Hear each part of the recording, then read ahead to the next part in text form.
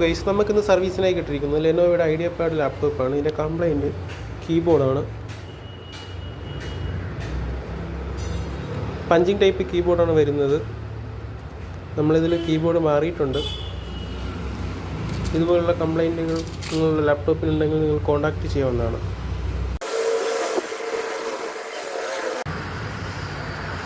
Customer കൊടുക്കുന്നതിന് മുന്നേ നമ്മളെല്ലാ ലാപ്ടോപ്പിൻ്റെ കീസ് എല്ലാം ഒന്ന് ചെക്ക് ചെയ്ത് നോക്കുകയാണ്.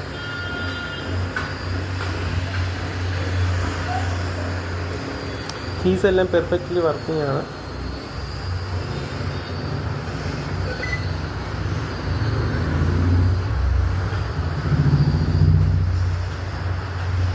ഫങ്ഷൻ കീസ് എല്ലാം വർക്കിംഗ് ആണ്.